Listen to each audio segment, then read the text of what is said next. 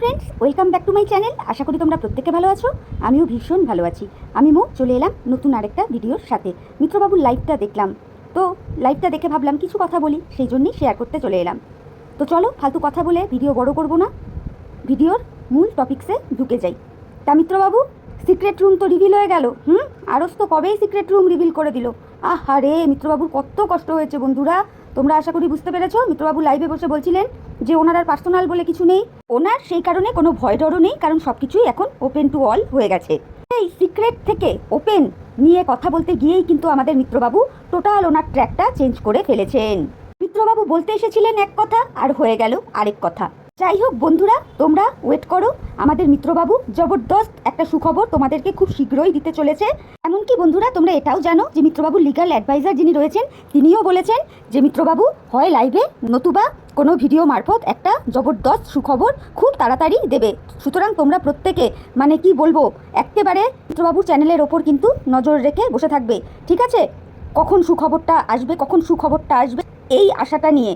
দেবে যখন বলেছে নিশ্চয়ই দেবে, আশা করি তোমাদের বোঝাতে পারলাম। এইবার বলি কেন এইরকম কথা বলা হয়েছে যে মিত্রবাবুর চ্যানেলের দিকে নজর রাখার জন্যে। কারণ মিত্রবাবুর ভিউজ এখন একেবারেই ফুস হয়ে গেছে। আর ঠিক এই মুহূর্তেই মিত্রবাবু যদি এই সাসপেন্সটা বন্ধুরা তোমাদের মধ্যে ধরে রাখতে পারেন, তাহলে তোমরাও কৌতূহলের বসে রোজ রোজ মিত্রবাবুর ভিডিও দেখতে যাবে যে এই বুঝি সুখবরটা দিল, এই বুঝি সুখবরটা দিল। বুঝতে পেরেছো তো? তাতে কি হবে, ওনার ভিউজটা আপ হবে। এই জন্যেই এত সাসপেন্স ক্রিয়েট। কিন্তু মিত্রবাবু, আমার মনে হয় কি আপনার এই প্ল্যানটা না খুব একটা খাটবে না। আপনি কবে কোন দিন সুখবর দেবেন এই সাসপেন্সটা যদি ক্রিয়েট করে রেখে মনে করেন যে রোজ রোজ আপনার ভিডিওতে প্রচুর প্রচুর ভিউজ হবে, সেটা মনে হয় হবে না। যেই দিন যেই ভিডিওতে আপনি বলবেন সেই ভিডিওতে হয়তো অনেক ভিউজ হবে, কিন্তু রোজের ভিডিওতে মনে হয় না ভিউজ হবে বলে। কারণ আপনার ভিডিওতেই দেখেছি, আপনি আপনার ভিডিওতে টুকুস টুকুস করে কিছু কথা বলেন, আবার দুদিন আপনি গ্যাপ দেন, দেখে নেন যে ভিউজ আপনার কেমন হচ্ছে, আবার 2-3 দিন পরে আবার 2-4টা কথা বলেন, আবার 2-3 দিন গ্যাপ দেন, তখনও দেখেন ভিউজ কেমন হচ্ছে। কিন্তু যতই এসব করেন না কেন, আলটিমেটলি দেখা যায় কি ভিউজ তো আর আপ হচ্ছে না, তাই না মিত্রবাবু? আমরাও তো দেখি হচ্ছে না তো আপ। যাই হোক, এরপর মিত্রবাবু কি বললেন বন্ধুরা? মিত্রবাবু বললেন উনি আমাদের দেশীয় কাউকেই বিশ্বাস করে উনি ওনার সিক্রেট রুমের ছবি এবং কিছু ভিডিও ক্লিপস পাঠিয়েছিলেন, কিন্তু সেইগুলোই বাইরে বেরিয়ে গেছে। তো উনি কাকে পাঠিয়েছেন উনি সেটা কিন্তু বুঝে ফেলেছেন। আর যদি ওনার মনে নাও থাকে, তার জন্য ওনার ইনস্টাগ্রাম আছে, ফেসবুক আছে, হোয়াটসঅ্যাপ আছে, এইগুলো ঘাটাঘাটি করলেই উনি বুঝে যাবেন যে উনি কাকে পাঠিয়েছেন। অ্যাকচুয়ালি উনি বুঝে গেছেন যে উনি কাকে পাঠিয়েছেন, এটাই আর কি উনি বোঝাতে চাইলেন। তারপরে উনি কি বললেন যে আমি বুঝে গেছি, কিন্তু আমি তোমাদের সামনে সেটা বলছি না। আরও একটা কথা উনি কি বললেন, এটাই বললেন যে উনি যাকে একবার রেসপেক্ট করেন তাকে কিন্তু উনি সারা জীবন রেসপেক্ট করেন।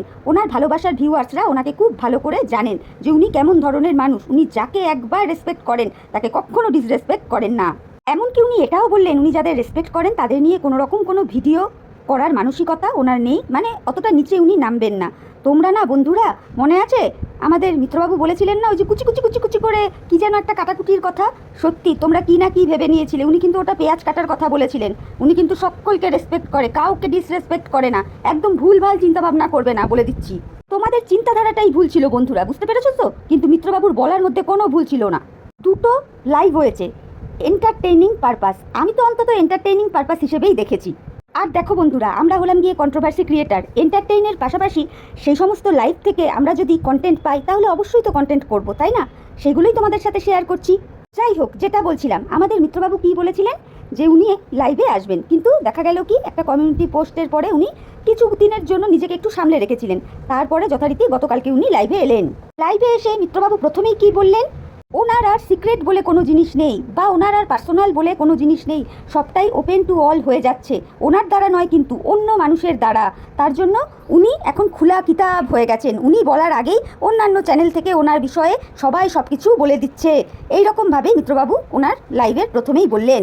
আরে মিত্রবাবু শুনুন, আর একটু বোঝার চেষ্টা করুন। যেদিন থেকে আপনারা ব্লগিং শুরু করেছিলেন সেদিন থেকেই তো আপনাদের টোটাল লাইফটাই আর প্রাইভেট থাকেনি, পাবলিক হয়ে গেছে, তাই না? কারণ আপনারা তো আপনাদের দিনচর্চা, রোজ নামচা এইগুলোই তো দেখাতেন, তাহলে আর প্রাইভেট থাকে কি করে? সব জিনিসটা তো যখন থেকে আপনারা ব্লগিং শুরু করেছেন তখন থেকেই পাবলিক। এইবার যখন থেকে আপনি আপনার বউকে বিক্রি করা শুরু করলেন, মানে আপনার বউয়ের নানান রকম কুকীর্তি, চ্যাট, হ্যান ত্যান, হেড্ডা বেড্ডা, যত রকম কিছু, তখন থেকেই তো আপনার আর পার্সোনাল বলে কোনো কিছু নেই। কারণ তখন তো আপনি এই সমস্ত বিষয়টাই ভিউয়ার্সদের কাছে একদম খোলা কিতাবের মতো ছুড়ে দিয়েছিলেন, তাই নয় কি? তো তখন থেকেই তো এই বিষয়টা পাবলিক রয়েছে, আপনার আর পার্সোনাল বলে কি কিছু থাকলো না তো। এগুলো তখন আপনি কেন করেছিলেন? জাস্ট ফর ভিউজের জন্য। আজ যদি এসে আপনি আক্ষেপ করেন যে কিছুই আপনার আর পার্সোনাল নেই, তবে আপনি কিছুদিন আগের একটা ভিডিওতে বলেছিলেন কিন্তু যে আপনার পার্সোনাল লাইফ নাকি আলাদা রয়েছে, যেটা ক্যামেরায় আপনি দেখান সেটা নিয়ে বলেছিলেন যে সেই নিয়ে সবাই ভিডিও করো, কোনো ব্যাপার না, কিন্তু আমার ক্যামেরার বাইরেও একটা পার্সোনাল লাইফ রয়েছে। মনে পড়েছে মিত্রবাবু? আপনিই বলেছিলেন। আজকে এসে দেখছি আপনি টোটাল অন্যরকম কথা বলছেন। আর এই আপনি আজকের দিনে এসে বলছেন যে আপনার সিক্রেট বা পার্সোনাল বলে আর কিছু নেই, সবটাই ওপেন টু অল হয়ে গেছে। মারাত্মক লেভেলের কথাবার্তার পরিবর্তন, কি বলো বন্ধুরা, তাই নয় কি? যাই হোক বন্ধুরা, যারা তোমরা মিত্রবাবুকে চেনো তোমরা খুব ভালো করেই জানো মিত্রবাবু যাকে একবার রেসপেক্ট করেন তাকে সারা জীবনই রেসপেক্ট করে যান, কখনোই তাকে ডিসরেসপেক্ট করেন না। আর তাকে নিয়ে ভিডিও, ছি, এইরকম নিচু মানসিকতা মেন্টালিটি তো ওনার নেই। বোঝাতে পারলাম আশা করি। কিন্তু কি বলো তো বন্ধুরা, মিত্রবাবু কিন্তু মুখিয়ে থাকেন কন্টেন্ট করার জন্যে, কিন্তু বলার সময় মিত্রবাবু এইরকম কথা বলে, মানে আমাদের মিত্রবাবু নিজের গুণগান যে কিভাবে গান, ওফ, মানে সত্যি নেক্সট লেভেল। আশা করি বন্ধুরা তোমরা নিশ্চয়ই বুঝতে পেরেছো। আচ্ছা, এরপর মিত্রবাবু কি বললেন? এরপর মিত্রবাবু চলে গেলেন সেই সোনার গয়নার গল্পতে, যেটা কিনা তার স্ত্রীর ব্যাপার, যে কিনা তার ছেলের আংটি, ছেলের হার, কিন্তু বলছে কি কথাটা, আমার ছেলে।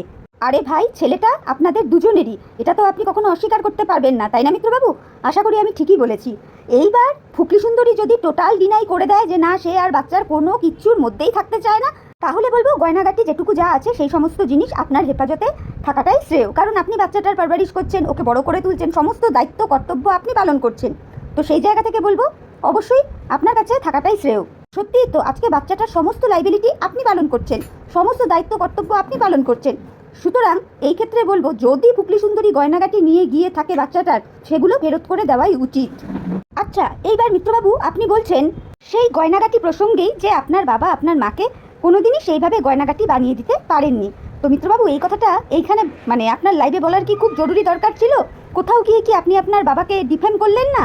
আপনার বাবা যেখানে নিজেই তো স্বীকার করেছেন যে উনি সেইভাবে কোনোদিনই সেরকম কোনো কিছু কাজকর্ম করেননি, যখন যেখানে গেছেন সেখানে 6 মাস 1 বছর কাজকর্ম করে চলে এসেছেন, তাহলে এইগুলো কথা আপনার লাইভে বলার তো কোনো দরকার ছিল না, তাই না? আমরা তো এগুলো জানি, শুধু নিজের বাবাকে ডিফেম করলেন। আর এখন তো ওনাকে পুরোপুরি বাড়িতে দেখা যায় যে উনি বাড়ির সমস্ত রকম কাজে কর্মে উনি নিযুক্ত থাকেন, তাহলে কি করে মিত্রবাবু আপনি এই কথাটা বলতে পারেন যে আপনার বাবা আপনার মাকে সোনা গয়না বানিয়ে দেয়নি? কিভাবে উনি দেবেন, তাই না? এটা তো বাস্তব সত্যি কথা। যার ইনকামের জায়গাটাই স্টেবল ছিল না, তো উনি কিভাবে আপনার মাকে সোনা গয়না বানিয়ে দেবেন, তাই নয় কি? কি বন্ধুরা, ভুল বললাম কি কিছু? কিন্তু এরপরে আসছে আপনার মা নাকি কষ্ট করে জমিয়ে সোনা গয়না করেছে, বহু কসরত করে। কি করে আপনার মা কসরত করেছেন? হ্যাঁ, আপনি বলতে পারেন আপনাদের চাল, ফল, ধান, তেল, এই সমস্ত ইত্যাদি জিনিস বিক্রি বাট্টা করে হয়তো আপনার মা এইভাবেই করেছেন আপনার বক্তব্য অনুযায়ী। যদি ধরিনি তর্কের খাতিরে যে আপনার মা কসরত করেছেন, কিন্তু জমিটা তো আপনাদের পূর্বপুরুষের সম্পত্তি, তাহলে সেই জায়গায় বলা যেতে পারে ওয়ারিশান হিসেবে আপনার বাবা সেই জমির ভাগ পেয়েছেন এবং সেখান থেকে আপনাকে আপনার বাবা দানপত্র করে দিয়েছেন। তাহলে এখান থেকে কি বোঝা যাচ্ছে বন্ধুরা? সম্পত্তি মিত্রবাবুর বাবার এবং পরিশ্রমটা মিত্রবাবুর মায়ের। তাহলে টোটাল কন্ট্রিবিউশনটা যে মিত্রবাবুর মায়ের, এটা তো বলা চলে না, তাই না? তাহলে তর্কের খাতিরে যদি ধরি বন্ধুরা, মিত্রবাবুর মা জমিয়েছেন, কিন্তু কোথা থেকে ইনকাম করে সেটাও তো দেখতে হবে। আপনার বাবার সম্পত্তিতেই উনি লেবার দিয়ে উনি জমিয়েছেন, উনি তো আর অন্য কোথাও কাজকর্ম কিছু করেননি বা লেবার দেননি। আপনার মা যে পরিশ্রমটা করেছে সেটা পুরোটাই আপনাদের বাড়ির জন্য, কায়িক পরিশ্রম যাকে বলে, ধান চাল তৈরি করা, এইগুলোই হয়তো আপনার মা বিক্রি বাট্টা করে সেইগুলো জমিয়ে সোনা গয়না বানিয়েছেন। এই ক্ষেত্রে মিত্রবাবু এটা বলতে বাধ্য হচ্ছি, আপনার মায়ের পরিশ্রম হয়েছে, জমিয়েছে, সেই জমানো পয়সা থেকে সোনা গয়না করেছে, সব ঠিক আছে, কিন্তু আপনার বাবা প্রত্যক্ষভাবে কিছু না করলেও পরোক্ষভাবে কিন্তু যথেষ্টই আপনার মাকে হেল্প করেছেন। কেন বললাম কথাটা? আপনার মা এই যে কায়িক পরিশ্রমটা করেছেন কোথায়? আপনার বাবার সম্পত্তির ওপরে, মানে আপনার বাবার জমি জায়গার ওপরেই তো করেছেন, তাহলে ওনারও কন্ট্রিবিউশন রয়েছে, প্রত্যক্ষভাবে না থাকলেও পরোক্ষভাবে কিন্তু ডেফিনেটলি রয়েছে, কারণ জায়গা জমির মালিক আপনার বাবা ছিলেন। বন্ধুরা, আশা করি তোমাদেরকে এই ব্যাপারটা আমি বোঝাতে পারলাম। তাহলে আপনি কি করে লাইভে বসে অনবরত আপনি আপনার বাবাকে ডিফেম করে গেলেন আর সর্বক্ষণই বলে গেলেন যে আপনার মা যথেষ্ট পরিশ্রম করে গয়নাকাটি করেছে, তাই নয় কি? এই বিষয়টাকে মিত্রবাবু কি বলে জানেন তো? এই বিষয়টাকে বলে মাকে আপনি ওপরে তুললেন আর বাবাকে নিচে নামালেন।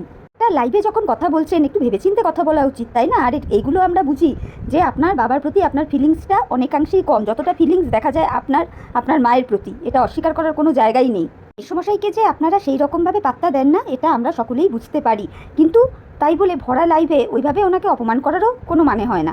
যে আপনার বাবা আপনার মাকে কোনো কিছু বানিয়ে দিতে পারেনি সোনার জিনিসপত্র, কারণ আপনার বাবা তো নিজে মুখেই স্বীকার করেছেন যে উনি সেইভাবে কোনো কাজকর্ম করতেনই না। উনি 6 মাস 1 বছর কাজকর্ম করতেন, চলে আসতেন। আর এখন তো টোটালি ওনাকে বাড়িতেই দেখি আমরা। তা যাই হোক, যতটুকু সোনা গয়না গড়িয়েছে সেটা আপনার মাই টাকা পয়সা জমিয়ে গড়িয়েছে। আর বাকি রইল আপনার ছেলের গয়না, যেইগুলো আমাদের ফুকলি সুন্দরী নিয়ে চলে গেছে আপনাদের কথা অনুযায়ী। ঠিক আছে, এইবার বন্ধুরা মূল বক্তব্য হচ্ছে মিত্রবাবু কি বলতে এসেছিলেন। মিত্রবাবু বলতে এসেছিলেন সিক্রেট রুম ওপেন হয়ে যাওয়ার কথা, বলতে এসেছিলেন প্রতিবেশী রাষ্ট্রের আড়স সেটা কিভাবে পেল। কারণ মিত্রবাবু আড়সকে কোনো রকম কোনো ফটো বা ভিডিও ক্লিপস এই সমস্ত কিচ্ছু পাঠায়নি, যেই কথাটা আড়স কিন্তু নিজেই বলেছে। তাহলে এই ফটো আড়স কোথা থেকে পেল? তাহলে কোনো জায়গা থেকে কি ইঙ্গিতটা সীমাদির দিকেই কি করা হলো, মানে সীমাদির দিকেই কি আঙুলটা তোলা হলো? সেই রকমই তো মনে হচ্ছে। কি জানি বাবা, ভগবানই জানে। হ্যাঁ, মিত্রবাবু কারো না কারোকে ইঙ্গিত করেই তো কথাটা বলেছেন, কারণ উনি মেসেঞ্জার হোক, ফেসবুক হোক, হোয়াটসঅ্যাপ হোক, কোথাও না কোথাও তো এই পিকচারটা শেয়ার করেছিল। তো সেই জায়গা থেকেই মিত্রবাবু কারো না কারোকে উদ্দেশ্য করেই তো কথাটা বলেছেন, এর মধ্যে তো কোনো ভুল নেই। আর সেই জায়গা থেকেই প্রতিবেশী রাষ্ট্রের কাছে সেই সমস্ত ফটো ভিডিও ক্লিপস পৌঁছে গেছে। এইবার আমাদের বক্তব্য, ভালো কথা, আপনার জিনিসপত্র হয়ে যাওয়ার পর আপনি আপনার ভিডিও এবং ফটো আপনার খুব নিকট কোনো ভিউয়ার্স বা আপনার সাথে নিকটভাবে যার যোগাযোগ রয়েছে এমন কাউকেই দিয়েছেন। তাহলে সেই যখন আপনি অন্যদের কাছে পাঠালেনই, তাহলে সেই জিনিসটা পাবলিক প্ল্যাটফর্মে দেখালেন না কেন? মানে আপনার সিক্রেট রুম, আপনি তো রুমটা তৈরিই করেছেন মানুষকে দেখাবেন বলে, তাহলে দেখাচ্ছেনই নাই বা কেন?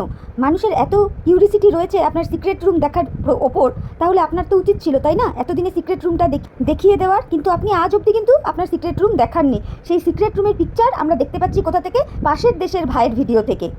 আনছি মিত্রবাবু, অন্য কারো চ্যানেল থেকে আপনার সিক্রেট রুমের পিকচার রিভিল হয়েছে, এই বিষয়টা আপনার কাছে অত্যন্ত দুঃখজনক একটা ব্যাপার। কিন্তু আজকের দিনে এসেও আপনিই বা কেন আপনার সিক্রেট রুমটাকে রিভিল করছেন না, কেন মানুষকে দেখাচ্ছেন না? এর পেছনে কি অন্য কোনো কারণ আছে এই না দেখাবার পেছনে? আমি তো সত্যিই কিছু এর মাথামুন্ডু বুঝতে পারলাম না। আজ অবধি আপনি কোনো রুম দেখালেন না, কোনো একটা রুম ট্যুর দেখালেন না, মানে এখনও কি আপনার সিক্রেট রুমের কাজকর্ম কিছু বাকি রয়েছে? এরকম ব্যাপার কি? এতদিনেও কাজকর্ম কমপ্লিট হয়নি? সত্যি এইগুলো ভাবা যায়? আচ্ছা যাই হোক, তারপরেই দেখলাম আপনি পুরো 180 ডিগ্রি ঘুরে পুরো ট্র্যাক চেঞ্জ করে ফেললেন। কারণ আপনি বুঝলেন যে আড়সকে নিয়ে বা সীমাদিকে নিয়ে বা যাকে উদ্দেশ্য করে আপনি কথাগুলো বলছিলেন আপনার ওই আধ ঘন্টার লাইভে, যদি তাদেরকে নিয়েই বেশি ফোকাস করেন তাহলে বিষয়টা অন্যরকম হয়ে যেতে পারে। সেই জন্য আপনি কি করলেন মিত্রবাবু? একেবারে 180 ডিগ্রি ঘুরে গিয়ে ফুকলি সুন্দরীর দিকে টার্ন নিয়ে নিলেন। এইবার আপনি কি করলেন? আপনি ফুকলি সুন্দরীর ব্যাপারে মুখ খুলতে শুরু করলেন। প্রথমেই আপনি বললেন যে আপনি আপনাদের কিউএনএ ভিডিওর অর্ধেকটা দিয়েছেন, পুরোটা তো শোনাননি। কথাটা বলে আপনি কি বোঝাতে চাইলেন? ভিউয়ার্সরা যদি বাকি ভিডিওটা শুনতে চায় তাহলে আপনি আবার কিউএনএ ভিডিওর বাকি অর্ধেকটাও দিয়ে দেবেন, মানে বাকি অংশটাও শুনিয়ে দেবেন, তাই তো? মানে সিরিয়াসলি আপনার যে কন্টেন্টের এত অভাব হয়ে পড়ছে মিত্রবাবু, বোঝা যাচ্ছে, বুঝলেন তো? আর কিউএনএ ভিডিওটা দিয়ে আপনি যে যথেষ্ট পরিমাণ ভিউজ গেইন করেছিলেন এটাও কিন্তু আমরা দেখেছি, তো এটাও একটা কারণ বাকি অর্ধেকটা শোনাবার। আপনার নিজেরই কিন্তু ভিডিওর বাকি অর্ধেকটা দর্শকদের শোনাবার ইচ্ছে ফুল দমে রয়েছে, কিন্তু ওই যে আপনি নিজের ওপর কোনো কিছুটা নিতে চান না, আপনি ভিউয়ার্সদের দোয়াই দিয়ে শোনাতে চান, মানে কেউ কোনো প্রশ্ন করলে যাতে আপনি বলতে পারেন যে ভিউয়ার্সদের ডিমান্ড ছিল তাই আমি শুনিয়েছি। আচ্ছা যাই হোক, এরপরে আপনি চলে গেলেন সোনার দানার বিষয়ে, যেগুলো ফুকলি সুন্দরী নিয়ে গেছে। যাই হোক, তারপরেই আপনি বললেন আপনার একটা সুখবর দেবার আছে। এই সুখবরটা কি হতে পারে বন্ধুরা? তোমরা কি আশা করো? বা মিত্রবাবুর যারা ভালোবাসার মানুষ রয়েছেন তাদের উদ্দেশ্যে বলছি, আপনারা কি আশা করেন? কি ধরনের সুখবর হতে পারে? আমার যতদূর মনে হয় দুটো কারণ হতে পারে, মানে সুখবরের পেছনে দুটো কারণ হতে পারে। এক হচ্ছে কেস কামারির বিষয়টা, যেটা কিনা বাইগামির কেস, আর দ্বিতীয়টা হতে পারে গয়না শুদ্ধ ডিভোর্স। আমার মনে হয় মিত্রবাবু দ্বিতীয় অপশানটার কথাই হয়তো সুখবর হিসেবে আগামী দিন আমাদেরকে জানাবেন। এটা কিন্তু আমি আমার ধারণা থেকে বলছি যে ফুকলি সুন্দরী হয়তো রাজি হয়েছে কিছু সোনা গয়না দিয়ে ডিভোর্সটা মিত্রবাবুকে করে দিতে। এটা আমি আমার সিক্স সেন্স থেকে বললাম। এই মুহূর্তে এই দুটো খবর ছাড়া আর তো অন্য কোনো সুখবর ভালো খবর আর কিছু তো হতে পারে না, তাই না বন্ধুরা? আমার এই রকমটাই মনে হচ্ছে, যার জন্যই কিন্তু পুনরায় গয়নাগাটির ব্যাপারটা উঠলো এবং উনি পুরো বিষয়টাকে চেপে গেলেন। এই দুটো খবর ছাড়া এই মুহূর্তে এর থেকে ভালো খবর আর কি হতে পারে বন্ধুরা? তোমরাই বলো, আমার মাথায় তো আর কিছু আসছে না। এর থেকে আর ভালো খবর সুখবর কি হতে পারে? যাই হোক, এটাই হয়তো মিত্রবাবু বলতে এসেছিলেন ট্র্যাক চেঞ্জ করে। আরও একটা কথা কিন্তু মিত্রবাবু বলেছেন, সেটা কি? সেটা হলো মিত্রবাবুর কাছে ফুকলি সুন্দরীর সঙ্গে মিত্রবাবুর একটা কথোপকথনের কল রেকর্ডিং রয়েছে। সেটা যদি দর্শক বন্ধুরা শুনতে চান সেটা উনি ওনার কোনো ভিডিওতে বা লাইভে শোনাবেন। মোদ্দা কথা হলো মিত্রবাবু এটাই বোঝাতে চাইলেন যে ভিউয়ার্সরা যদি ওনার কাছে ডিম্যান্ড করে, যে ভিউয়ার্সরা জানতে চায় সমস্ত কিছু শুনতে চায় তাহলে মিত্রবাবুর কাছে যাবতীয় যা তথ্য রয়েছে সমস্তটাই উনি পাবলিক করে দেবেন। মানে বললাম না বন্ধুরা, মিত্রবাবুর এইগুলো কিন্তু নিজের ইচ্ছা, কিন্তু সম্পূর্ণ বন্দুকটা রাখছেন ভিউয়ার্সদের ঘাড়ে, যাতে কখনো যদি এইরকম প্রশ্ন ওঠে যে বউ বেঁচেছে, তখন উনি যাতে বলতে পারেন যে না, এগুলো তো সব দর্শক ডিম্যান্ড ছিল, তারা বলেছে তাই আমি দিয়েছি বা শুনিয়েছি। বুঝতে পেরেছো তো? আরও একটা কথা উনি বললেন যে ওনার কাছে প্রচুর নাকি চ্যাট ফ্যাট রয়েছে। তাহলে এখান থেকে কি বোঝা যাচ্ছে বন্ধুরা, ওইদিকে কেস শর্ট আউট হয়ে গেছে। এখন উনি চাইলে মানে সমস্ত কিছু রিভিল করতে পারবেন, কারণ কেসের কাজ তো মিটে গেছে। এই জন্যে এখন তো ওনার আর ওনার বউকে বিক্রি করাতে কোনো প্রবলেম নেই, তাই না? কারণ প্রবলেম তো সলভ হয়েই গেছে। এরপরে উনি সুখবর দেবেন, তারপরে লাইভে এসে রেকর্ডিং শোনাবেন, এরপর কোনো ভিডিওতে হয়তো চ্যাট রিভিল করবেন, করতেই পারেন। যাই হোক, এরপর উনি আরও একটা কথা কিন্তু বলেছেন যে এখন তোমাদের সকলের কাছে আমার সমস্ত বিষয় একদম খোলা কিতাব হয়ে গেছে, যার কারণে আমি কিন্তু এখন আর ভয় পাই না। তাহলে আশা করি বন্ধুরা তোমরা বুঝতে পেরেছো যে ভয়ের কী কারণটা ছিল। আর ওইদিকে ওনার লিগ্যাল টিমের অ্যাডভাইজার বলছেন যে ওটা নাকি হানি ট্র্যাপ ছিল। তবে এটা বুঝলাম না যে এই মধুর ফাঁদটা কার উদ্দেশ্যে পাতা হয়েছিল। যাই হোক বন্ধুরা, ভিডিওটা আর আমি বড় করব না। 30 মিনিটের লাইভটা দেখে মনে হলো এই কটা কথা বলাই যায়, সেই জন্যই তোমাদের সাথে জাস্ট শেয়ার করলাম। তো তোমরা আমার ভিডিওটা শুনে দেখো, আমার কথায় যুক্তি আছে কিনা সেগুলোও দেখো, দেখে তোমাদের মূল্যবান মতামত আমার কমেন্ট বক্সে জানিও। আর ভিডিও শুনে ভালো লাগলে অবশ্যই লাইক, কমেন্ট, শেয়ার, সাবস্ক্রাইব করে আমার চ্যানেলের পাশে থেকো। তাহলে চলো, এখনকার মতো আমি বিদায় নিচ্ছি, নতুন একটা ভিডিওর সাথে আবার দেখা হয়ে যাবে। ততক্ষণ প্রত্যেকে ভালো থেকো, সুস্থ থেকো, সাবধানে থেকো। Tata, bye, love you all.